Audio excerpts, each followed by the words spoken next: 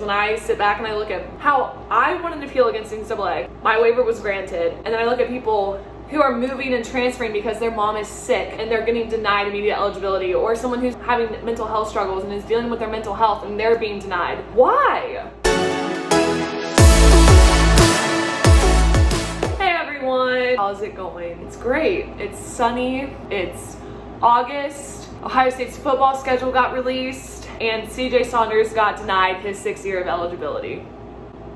Blessed. So I don't know, this is probably going to be a pretty lengthy video. I don't know how long it's going to be. I haven't really decided yet. We're not going to know until this whole thing is recorded, edited, and you're going to look down there and you're going to say, yes, Hannah, it's X minutes long. It is a long video. But this is something that I'm very passionate about, albeit, I'm passionate about a lot of things. Other than me being passionate about Ohio State football, college football, and any type of complex carb, I'm very passionate about NCAA petitions. I really didn't care too much. Granted, I really started caring a lot more about sports as I went through college and was a student athlete. But once I went through the process of an NCAA petition, and under no circumstance whatsoever should have been granted my appeal, I should not have won my appeal at all. No way. There's just I should not have won that. And I did win.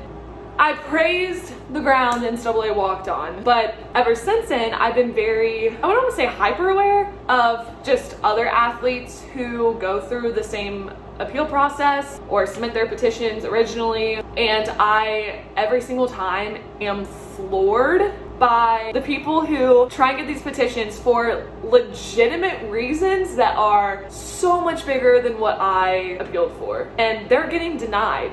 And then I sit back and look at myself and think, how on God's green earth did they let me come back? Why? Why did I get that? Why?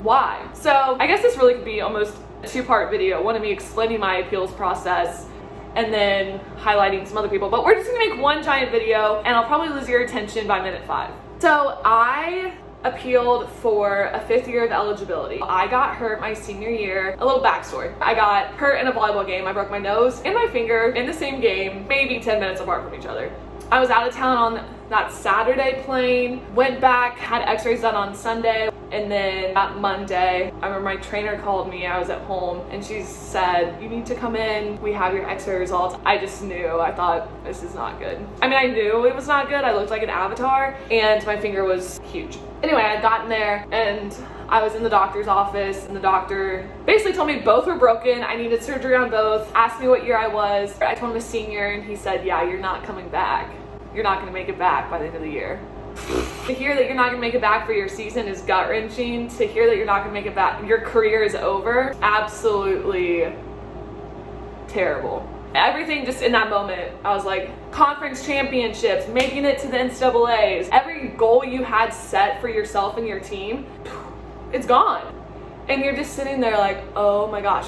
So long story short, I had surgery on both, and because it was my last year, I wasn't planning on really going back to school for my master's. I didn't have a plan really. I was thinking I'm gonna graduate in the spring and peace out. So we did like a ceremonial thing on senior night, which to do. I had a cast on my nose and a cast on my hand. My goal was to literally go into this game, tip a ball over the net with my left hand and call it a day. Season ends, what have you. It's during the off season. I'm sitting here and I realize, okay, I'm gonna have to probably go an extra semester for school because of some of my classes, what have you. And I start thinking, let's try and go back. So we did. It had to go through the conference denied it, and then that's what allows you to go to the NCAA essentially to appeal your conference's decision. So we did that. They're just like, you're not gonna win.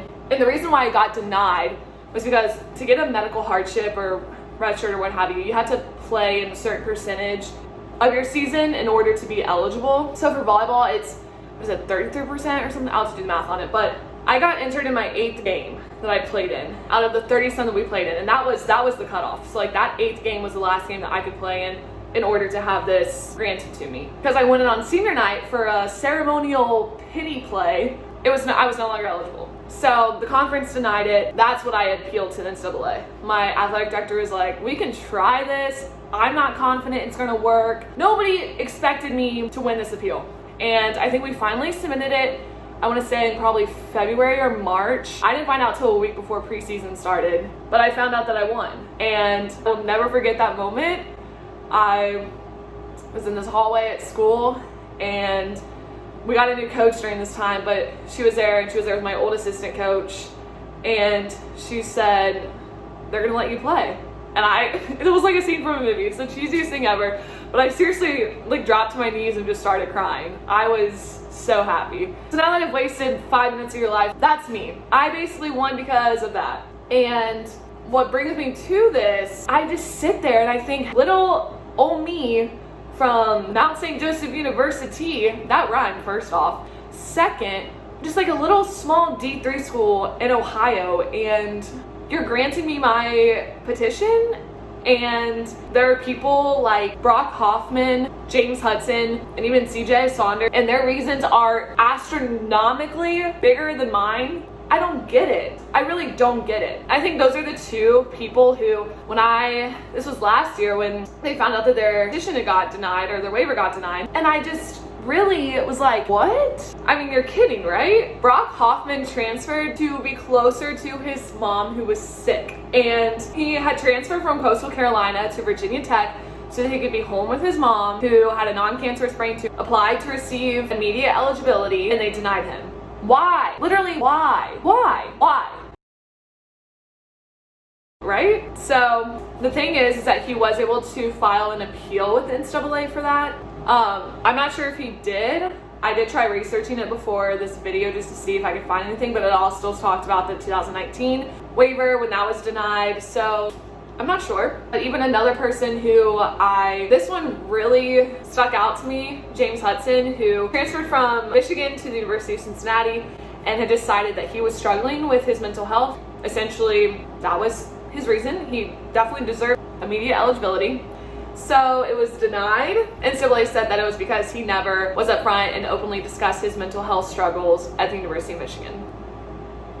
None of it makes sense to me. It does not make sense to me at all. And again, this is something that I relate to so much, and honestly could probably be another video, but I definitely think that mental health in student athletes is not discussed whatsoever. I mean, I'm starting to see more and more people open up about it. As someone who's gone through it myself, there's no reason why that should be denied. There's no reason why he should not have received immediate eligibility upon that transfer.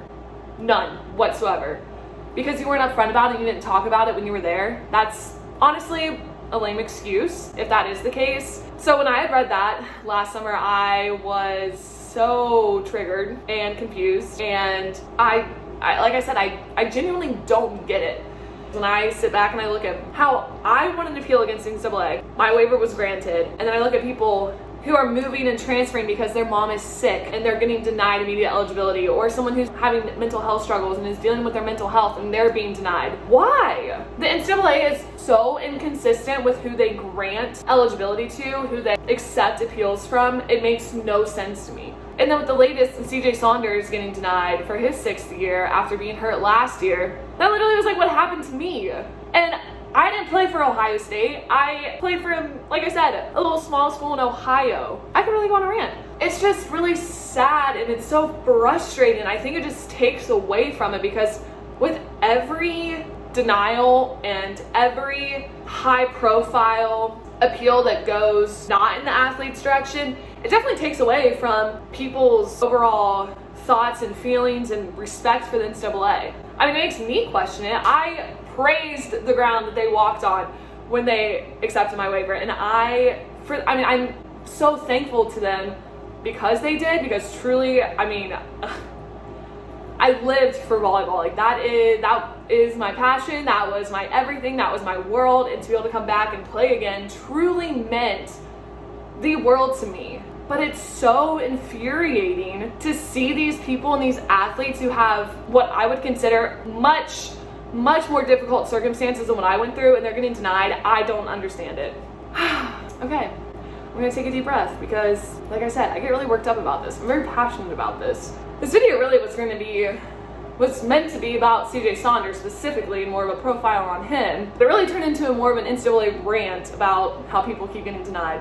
So I guess what sparked this was CJ getting denied yesterday, and then it's me thinking, how the heck are people like CJ Saunders getting denied and I didn't?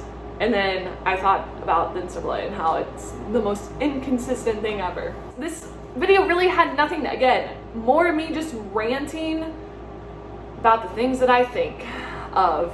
So it's really fun. Because I don't have anyone, my dog can listen to me, but my dog doesn't really care, you know? I just want to ask them and say, is there a process that you have? Are there guidelines? Is there anything that helps you to keep consistency? Are there any similarities that you look for in the cases that you approve and deny? I really just want to be like, what goes through your head when you're looking at someone's appeal, someone's waiver app? What are you looking at the NCAA? What makes you say yes to some people and no to others? Asking for a friend. Not really, I'm asking for myself and all of Buckeye Nation, and really every person who follows sports. I'm heated, I'm a little hot.